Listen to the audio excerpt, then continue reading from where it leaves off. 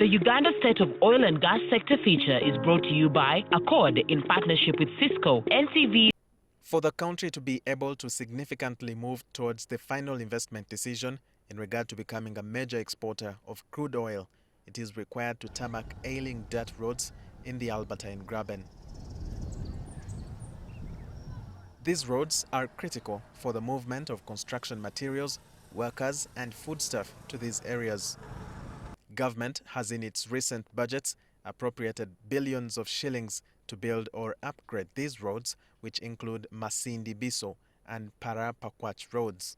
These roads have breathed a new life in some of these backwaters and improved the livelihoods of locals. See empirical data showing how lives have been transformed.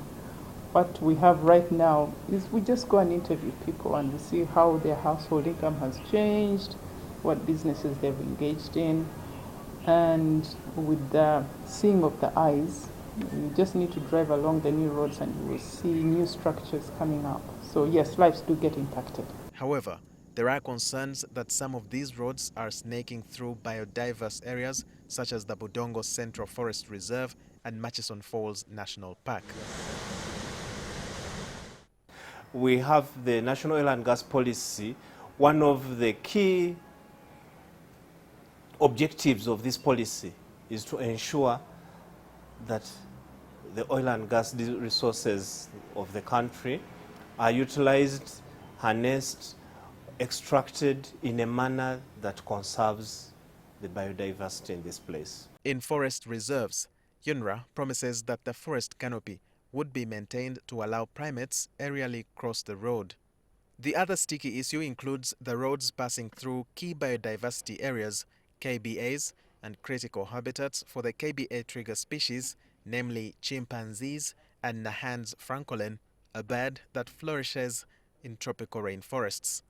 Especially in the forests, we will work to ensure that the canopy is either maintained as is or restored by constructing roads that are not the standard 7 meters. Currently our roads are standard 7 meters carriageway. So we will reduce the width so that we don't have to cut so many trees. And what we have seen, for example, in other roads which we, not necessarily oil roads like Fort Kamwenge, the canopy is coming back. And that was a requirement because the funder insisted you cannot remove the canopy because it will affect the environment, it will affect the animals. The other thing we do is in some of the areas where we have established animal crossings, we will create deliberate either underpasses or overpasses for the animals. And it will be clearly marked that all motorists will know that this is an animal crossing.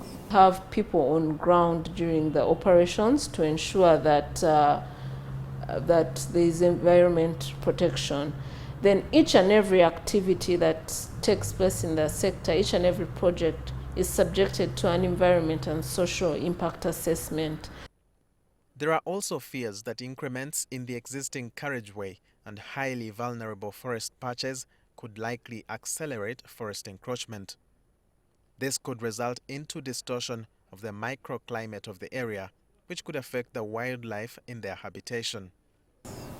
Packages of roads that we are currently constructing have become the test of our capacity to manage the environment and the impacts that come from road construction. For example, in the Masindi, on the Masindi, Tangi, the road that goes through the park, we have had to source all the materials, say the maram, from within the park to avoid introducing, say, maram from outside the park, which could have seeds that might affect the park life. We are able to identify the obvious impacts. If you are unable to identify the obvious impacts, at least you should be able to predict them. And following the identification or prediction of impacts, we take them through a very, very careful evaluation. Okay? And after evaluating these impacts, mitigation measures are developed. If the mitigation measures are developed and, the mitigation measures are developed, then the project, and we tick against all these 4 issues: identify, predict, evaluate, and mitigate. Then the project ideally is sanctioned.